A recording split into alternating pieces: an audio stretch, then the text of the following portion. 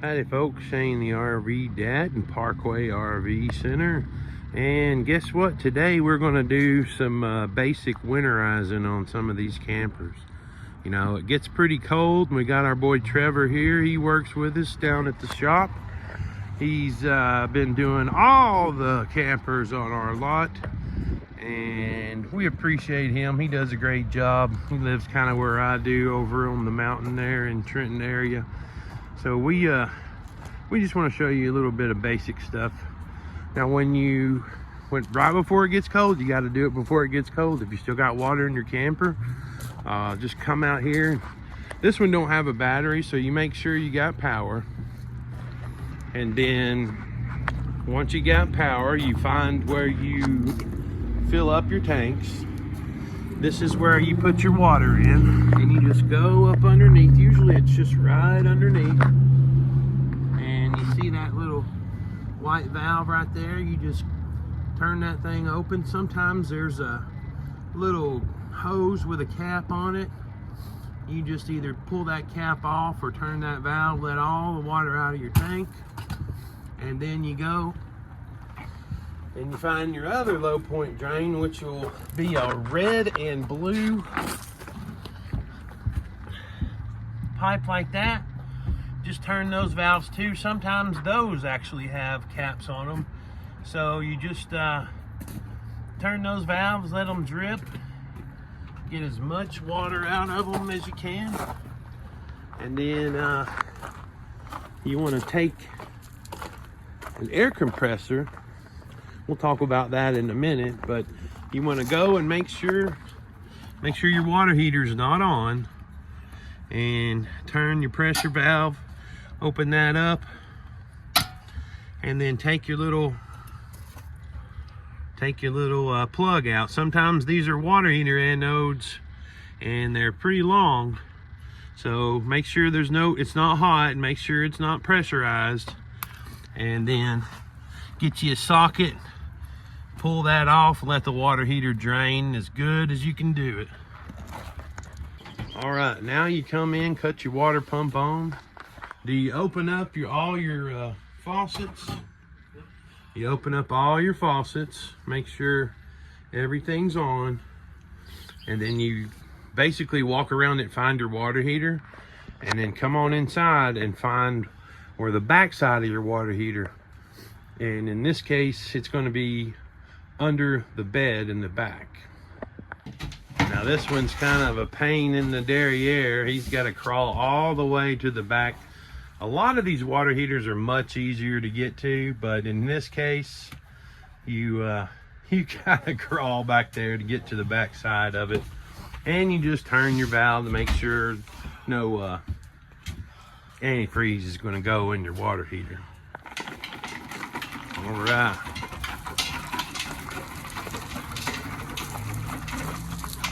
Now that you got all your faucets open, you get you a little bit of air.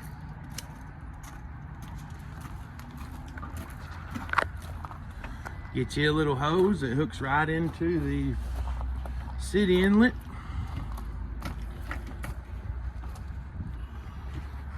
Put that on there, run a little air through it.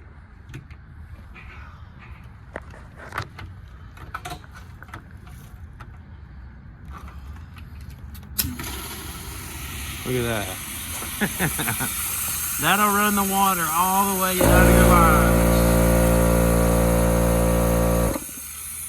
Don't really take that much, but it does get all of the water out. That'll push it out of, those are your lines right there. It'll push it out there. Let's see if it pushes any out of the water heater in the back.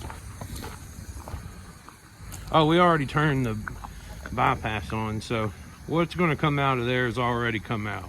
You let it run 30 seconds to a minute, just make sure all the water gets out of there. This one has to be the best example that we could find. Normally you don't have to do all this just to get to the water pump, but the lock on the other hatch has gotten stuck and it will not turn, so he's got to go in this angle, get to that water pump, And he's got it open now. And you find an access panel. Usually it's got 4 screws in it like this. It's going to be either under the fridge, under one of your seats, under the cabinet, or in this case, it's like right under the bed somewhere. So you just take the access panel off and just pull that board off and you can get right to it.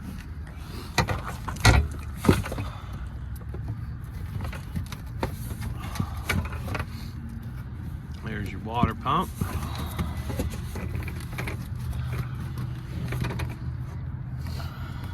Now what exactly are you doing here, brother?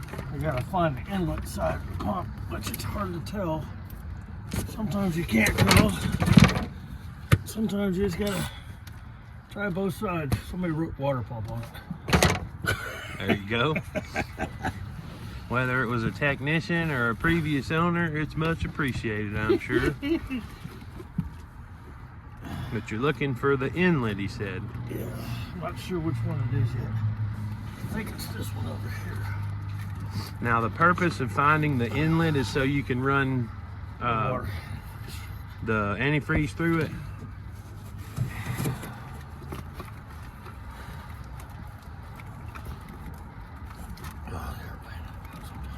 This one has literally been the biggest pain so far.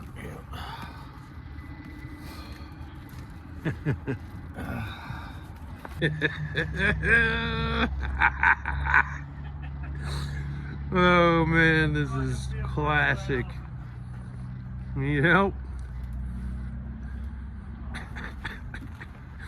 Come on, baby. Looks like you're being reborn.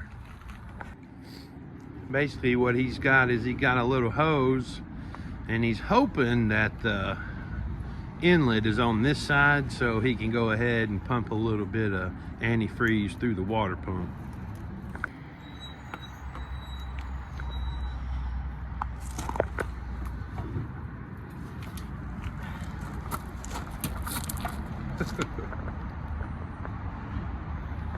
So basically right now he's going to get the antifreeze,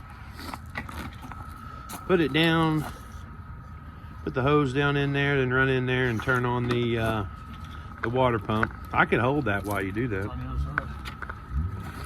Of course it's on the other side.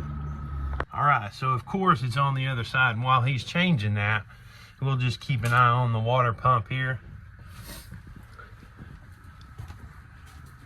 I can hear it running right now. I'm gonna turn it off just so it's not running dry while he goes and gets another hose. It's usually not this difficult. This video is going to be a little bit longer than normal. So we're gonna walk through and make sure all your faucets are open. Let's check the shower, make sure they're open. Open, open. Kitchen faucet is open. And we will wait for him to come back with another hose. And this is what the backside of most water heaters look like. There is a water heater cutoff. Sometimes they're labeled, sometimes you gotta find it, but it is back here. We'll try to identify it on the next one.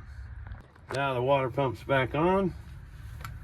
He's got it pumping through the lines. The next step will be to pour it down your little P-traps. Just a little bit for each one.